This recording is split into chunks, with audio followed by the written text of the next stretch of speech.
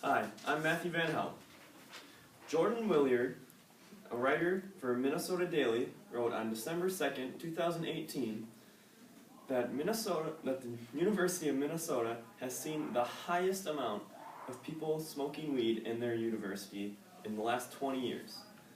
There is a 22% of students that have said in a survey that they have smoked weed in the past 5 months. Now, not all of us will be going to college in the next couple of years. And it might not be to the U of M, but we'll all probably see someone smoke weed in our lifetime at a college or even in high school here. But is this really such a bad thing if adults smoke weed? I believe that Minnesota legislation should pass a bill to legalize marijuana use for recreational uses in Minnesota. First, I will talk about the problems with not legalizing it, and secondly, I will talk about the benefits when we do. Ryan Reed, a 10-year writer for Rolling Stones, wrote on January 28, 2019, that Minnesota has legalized medical use of marijuana in the state. Many states around the U.S. have legalized medical marijuana, but not all of them. Around 30 states have legalized it. Medical marijuana can be prescribed for intractable pain, PTSD, sleep apnea, and autism. Those are just a few examples of what it can be prescribed for. Doctors are also considering prescribing it for Alzheimer's, hepatitis C, juvenile rheumatoid arthritis, panic disorders, psoriasis, and traumatic brain injuries. There are many uses for medical marijuana, but some doctors still believe that it is not a reliable drug to use. They believe it is too easily to get addicted to and used irresponsibly. Other problems with legalizing marijuana would be that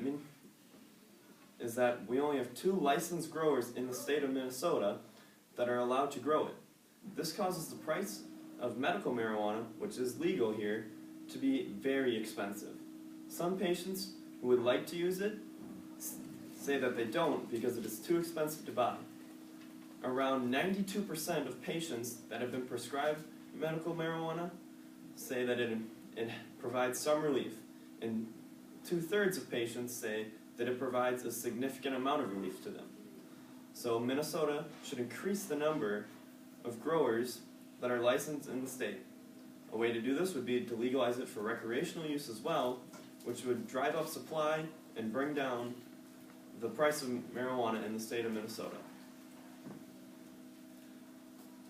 Now that we've talked about the disadvantages of not legalizing marijuana, we will move on to the benefits of if we do legalize it. A major benefit that most states use is that you can tax marijuana very highly, and it'll bring in a substantial amount of money. Minnesota is projected to bring in around $200 million to $300 million in taxes if they legalize the drug.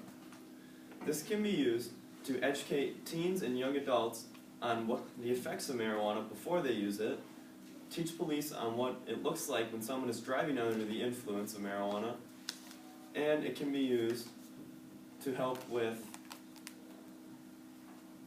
other medical uses to explore what medical marijuana can be used for additionally. States like Colorado and Washington have legalized it and have seen a dramatic increase in what they get in tax revenue each year. Another reason to legalize marijuana is that after the first couple of years, it will become less used by people over the age of 21. After it was first legalized, many people will think it is the new hot drug to use and will start using it. But after a few years, it will become less cool for teens and other adults to use because it'll just be more common and we'll know the effects more of it. Now that I've talked about the benefits of legalizing marijuana and the disadvantages of legalizing it, I hope that you will be more educated on whether Minnesota should legalize marijuana or not, because we will all be 18 soon, and we will vote people into office which will make decisions on this bill.